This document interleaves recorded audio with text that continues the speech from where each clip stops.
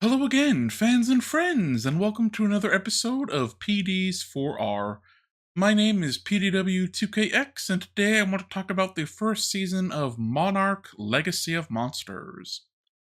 Originally released on November 17th, 2023, Monarch is the first TV outing for the Monsterverse cinematic franchise, which began with 2014's Godzilla and looks to be continuing for the foreseeable future, with a third Godzilla and King Kong combo film headed into cinemas in a little under a year from now, and multiple additional TV spin-offs in various stages of planning and production.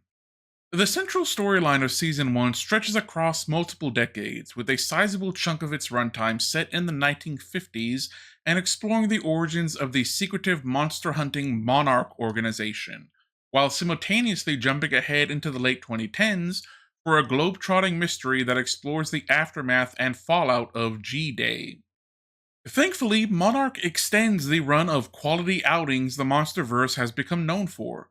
Credit to the franchise, the Monsterverse has always seemed to know exactly what it is: an entertaining spectacle, a showcase of incredible kaiju designs and fan-favorite characters, and a fun treat for movie fans that enjoy big-budget action blockbusters.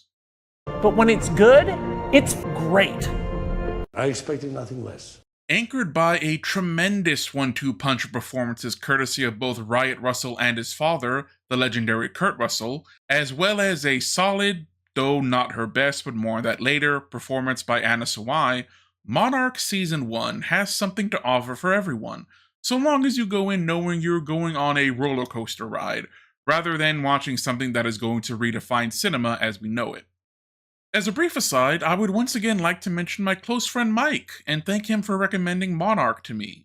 Mike also recommended that I check out Chad Powers, and my good friend is now 2 for 2 on very good TV show recommendations.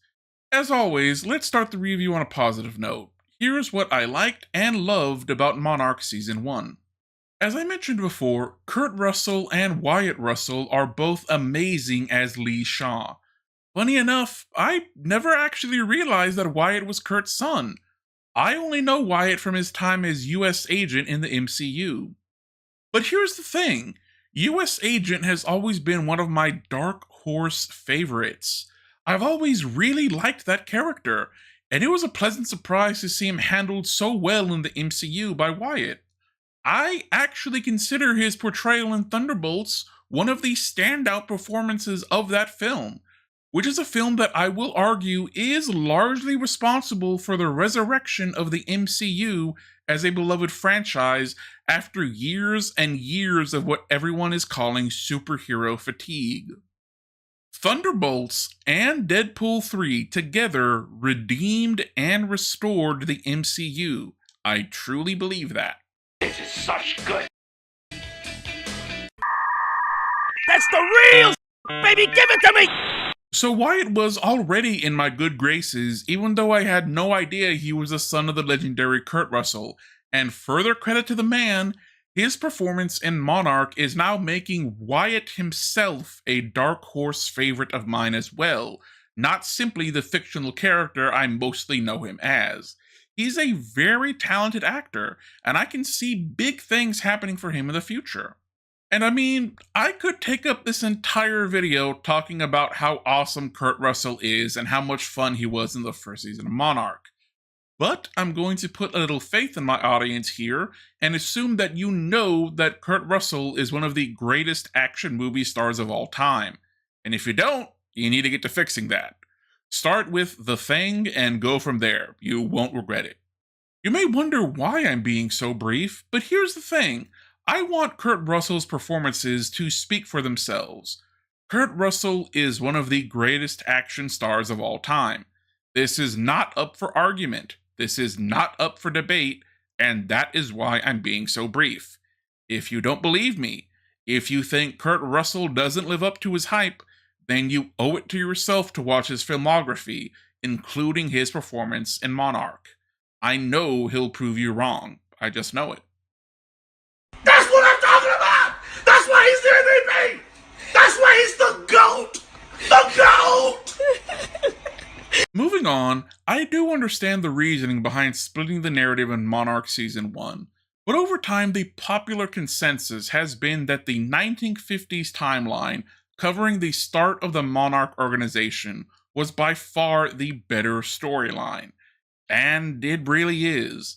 All three main characters have fantastic chemistry with each other, and it's a very faithful period piece, with great costume designs and very accurate set pieces. It's not a detriment to the show, not really, but I do think you can make a strong argument that the 1950 storyline should have had its own separate season or even been its own separate show, because it is that good and it is that interesting. Thankfully, it does appear that we'll be getting a Lee Shaw specific spinoff set during the 1980s, and I am definitely looking forward to that. But it's a tall bill to fill if you're the television spinoff of a gargantuan, literally and figuratively, franchise known for being a brain-meltingly beautiful CGI spectacle. Credit to the show, and once again, credit to the Monsterverse franchise. These guys have always seemed to know where their bread is buttered. Monarch is stunning, plain and simple.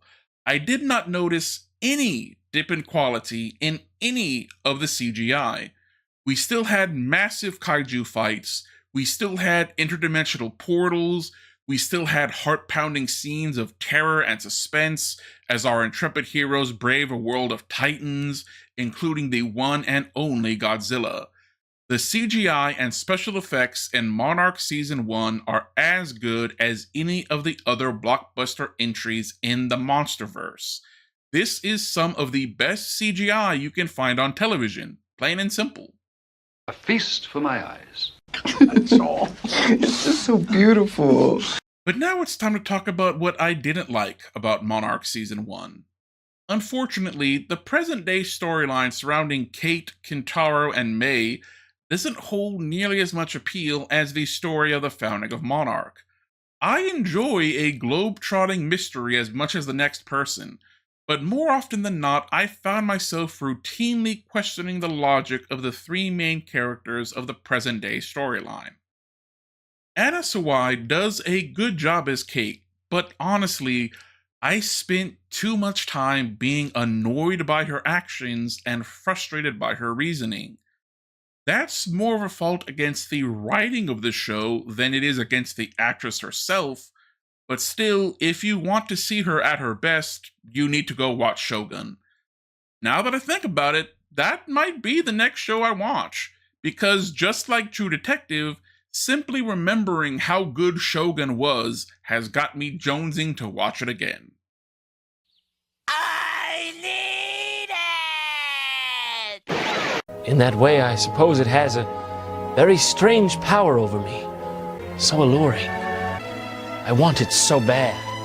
So, how do you translate the quality of the CGI of a 2.5-hour big-budget monster movie to 10-hour-long episodes without any noticeable downgrade in quality, but also without annihilating your budget?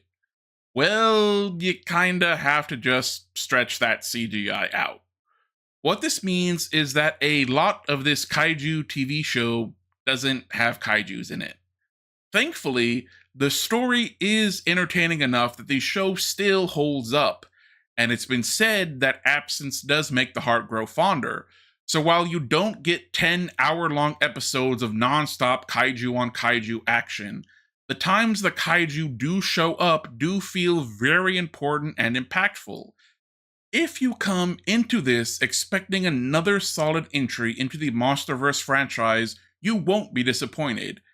If you came in expecting to see a bunch of monsters in this show about hunting monsters, though, yeah, it honestly is kind of disappointing that we saw so little of the kaijus that this television series is supposed to revolve around.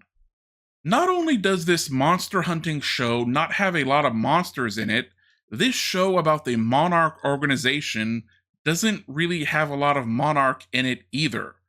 Make no mistake, the origin timeline is a real treat that I enjoyed a lot.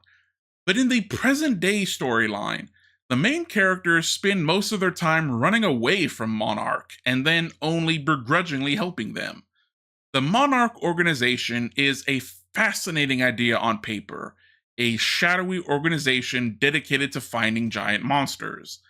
As someone who considers their SCP fanfiction one of the greatest things they've ever done as a creative artist, cheap plug I know, I wanted so badly to learn more about Monarch, to see how it operated, to see this giant monster hunting organization actually go out and hunt some monsters. I hate to keep hammering home this point, but the modern day storyline simply has a bunch of things I ended up disliking or disagreeing with, while the 1950s storyline was some of the most fun I've had watching the Monsterverse. But it's a balancing act. It's like working with Mercury. It's high science, man. It's art form. Yeah, you an artist. Monarch Season 1 is a show that is sometimes very much at odds with itself. A great 1950s period piece is held back by a frustrating modern-day hide-and-seek mystery that frequently devolves into soap opera-style bickering and relationship drama. The CGI is absolutely gorgeous. There's just not a whole lot of it. This show about a monster hunting organization doesn't show a lot of monsters, nor does it show much of the organization. But what it does have is an incredible father-son performance anchored by great action scenes and thrilling moments of all-out kaiju insanity. Sometimes it can be a bit of a bumpy ride, but in the end, I still feel confident in recommending Monarch Season 1. While it doesn't realize its full potential, it's got basically everything you could want in a Monsterverse TV show, even though sometimes you have to wade through some murky waters to get to the oasis. Overall, I award Monarch Season 1 a final review score of 8.25 out of 10. And that's the video, fans and friends. Thank you for watching, and please remember to like and subscribe if you feel like liking and subscribing. This has been PDs4R, and I have been PDW2KX.